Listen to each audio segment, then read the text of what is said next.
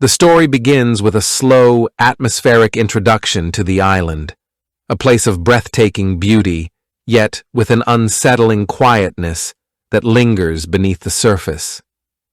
A small boat cuts through the calm waters, carrying a group of excited tourists who have signed up for an exclusive eco-tour, promising untouched beaches, hidden caves, and a break from the chaos of modern life. The sun is bright, the air is thick with salt and humidity, and the island looms ahead, its dense jungle and jagged cliffs giving it an almost mythical presence. Among the tourists, we meet our key characters. Emma, a sharp-witted investigative journalist who treats the trip as a casual getaway.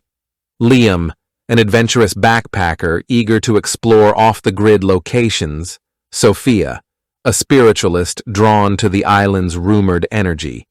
And Jake, a conspiracy theorist who records everything with a skeptical eye.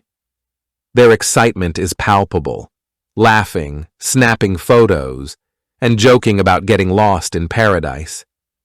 Their guide, Daniel, greets them with practiced charm as they step onto the shore.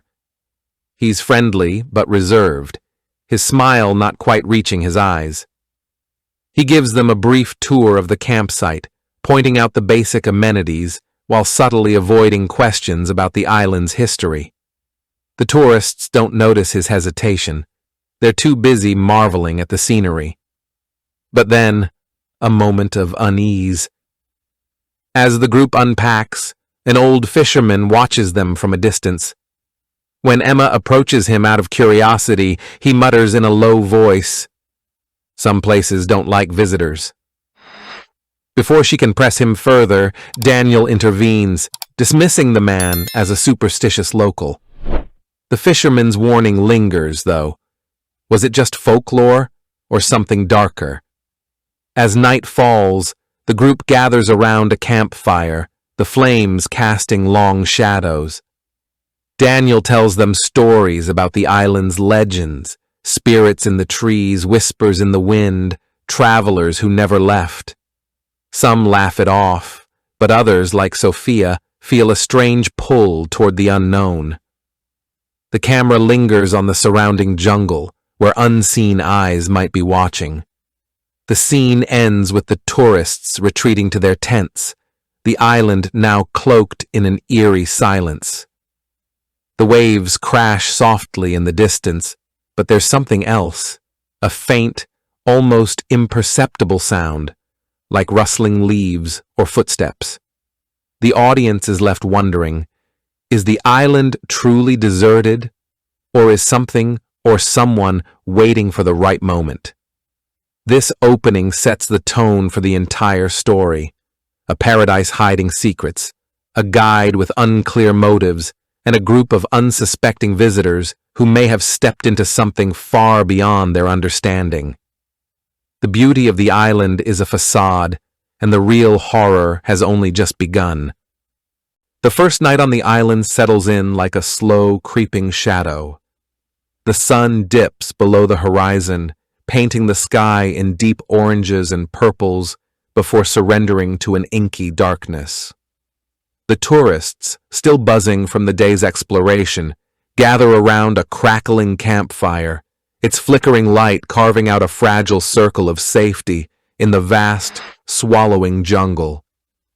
The air is thick with the scent of burning wood and salt, but beneath it lingers something else, something damp and earthy, like the breath of the island itself. Daniel, the guide, sits slightly apart from the group, his face half lit by the flames. He waits for the chatter to die down before leaning forward, his voice dropping into a storyteller's cadence. He begins with local legends, tales of the island's original inhabitants who worship spirits in the trees and caves. He speaks of travelers who ignored warnings and vanished without a trace, their voices sometimes still heard on the wind. The fire pops as if on cue, making a few of the tourists jump. Emma, ever the skeptic, rolls her eyes and sips her drink. Classic tourist trap stuff. she mutters to Liam, who grins but still glances over his shoulder. Sophia, however, is entranced. Her fingers trace the beads around her wrist, as if sensing something the others can't. There's energy here, she murmurs. Old, restless energy. Jake, ever the provocateur, smirks. Or it's just Daniel trying to scare us into tipping better. The group laughs, but the sound is thin, fraying at the edges. Then Daniel tells one more story, this one quieter, more deliberate. Years ago, a research team came to study the island's rare birds. They set up camp right where the tourists sit now. On their third night, one of them wandered off to photograph the caves. The others found his camera the next morning, its last image a blurred figure standing just beyond the tree line. The rest of the team left that same day. But, Daniel adds, staring into the fire, some say the man who disappeared never actually left. A heavy silence follows. The jungle seems to hush with it. Then, as if breaking a spell, Liam scoffs and tosses a stick into the flames. Great ghost story, man, but I'm more worried about real threats, like running out of beer. The tension shatters into laughter, but it's forced this time. As the group disperses to their tents, the camera lingers on the dying fire.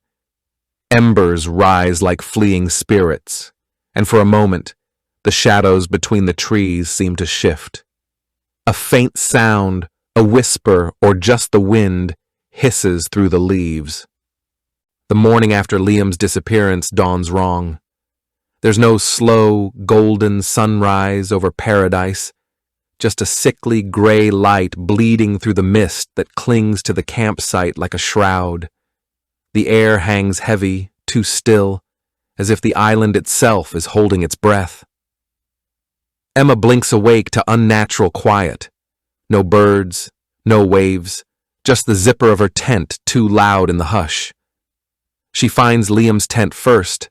The flap gapes open, a dark mouth exhaling the scent of sunscreen and stale sweat. His things are exactly as he left them. Crumpled shirt on the sleeping bag, paperback splayed face down, half-empty water bottle. Only his shoes are missing. The laces drag in the dirt like he'd kicked them off in a hurry. Liam. Her voice doesn't carry. The mist swallows it whole. One by one, the others emerge, puffy-eyed, yawning, until the realization hits. Too many glances exchanged, too many nervous laughs that die in their throats. Daniel's the last to appear, already dressed, already watching. His smile doesn't reach his eyes when he says, "Probably went for a walk." But his hands are fists at his sides. The search fractures them. Emma stalks toward the tree line, scanning the ground for footprints. The earth should hold impressions. This soil's damp enough, but there's nothing. As if Liam floated away. Behind her, Jake's camera whirs, zooming in on broken branches that could have been snapped by a passing body, or something dragging one. Sophia stands apart, head cocked. "Do you hear that?" she whispers. There's nothing to hear, until there is. A rustle in the underbrush sends them all spinning, hearts hammering. But it's just a lizard, darting across the path. Mark laughs too loud, the sound jagged with relief. Then Sophia's moving, drawn toward the black mouth of a cave half hidden by vines. The chanting she claims to hear is just the wind through the rocks. It has to be. But the way her pupils dilate makes Emma's skin prickle. Daniel blocks the cave entrance, arms spread. "We should stick to the beach," he says, too calm. A bead of sweat trickles down his temple despite the morning chill. When Emma pushes past him, her flashlight beam catches something pale in the dirt, a scrap of fabric torn from Liam's shirt. The edges are frayed, not cut, chewed. Somewhere deep in the cave, water drips. The sound echoes like footsteps, and from the darkness beyond their trembling circle of light, something breathes back. The cave mouth yawns before them, darker than the night itself, a wound in the side of the island. The vines framing its entrance stir without wind, their leaves whispering against stone. Sophia doesn't hesitate. She steps forward as if pulled by an invisible thread, her flashlight beam trembling in her grip. "We shouldn't be here." Daniel's voice is tight, his hand half raised to stop her, but the others are already following, their fear of being left outside worse than whatever might wait within. The air changes the moment they cross the threshold. The salt and rot of the jungle give way to something older, wet stone, cold earth, the metallic tang of minerals leaching from the walls. The cave exhales against their skin, damp and slow. Emma's light catches strange grooves carved into the rock, not natural erosion, but symbols, overlapping and spiraling deeper into the dark. Sophia moves like a woman in a trance. Her fingers trail the carvings, her lips shaping silent words. The chanting she heard earlier swells now, just beyond the edge of hearing, a low, rhythmic hum that vibrates in the teeth. The others exchange glances. They don't hear it, but they hear her whispering back. Emma spins, her beam slicing through the dark. For a heartbeat, she thinks she sees a figure, too tall, too still, standing just beyond the reach of her flashlight. But when she blinks, there's only stone. The group turns as one, but she's gone. The space where she stood seconds ago is empty, her flashlight lying on the ground, its beam guttering like a dying star. The only sign of her is a single bead from her bracelet, rolling in slow circles on the uneven floor. Panic erupts. Voices crash over each other. Did she run ahead? Was she taken? But the cave swallows every sound, leaving them shouting into silence. Daniel's face is bone white in the dim light. He knows something. Emma snatches up Sophia's flashlight, her own breath ragged in her ears. The beam dances over the cave walls, and for the first time, she sees them clearly. The carvings aren't just symbols, they're names. The cave spits them back out into the blinding daylight, but the darkness follows. They stumble into camp like survivors of a shipwreck, clothes damp with cold sweat, eyes darting at every rustle in the trees. Sophia is gone, just like Liam. No scream, no struggle, just the empty space where she once stood and those fresh-cut names in the stone. Emma's hands won't stop shaking. She clutches Sophia's abandoned flashlight like a weapon, her mind racing. Rational explanations first. Maybe Sophia wandered deeper into the cave system. Maybe Liam did too. But the names, the fucking names carved into the walls. Jake is already spiraling. He paces the campsite, camera still rolling, muttering about government black sites and psychological experiments. "You ever hear of the Bennington Triangle?" he demands, shoving the lens in Daniel's face. "Whole fucking vanishings, just like this. And guess what? They never found bodies." Daniel doesn't flinch, but his calm is all wrong, too measured, too rehearsed. "People panic in unfamiliar places," he says. "They get lost. It happens." "Bullshit." Mark, the quietest of the group until now, slams his water bottle down. "You knew about that cave. You tried to stop us from going in." His voice cracks. "What the hell is this place?" The question hangs in the air, thick as the humidity. Priya, who hasn't spoken since they left the cave, suddenly laughs, a sharp, broken sound.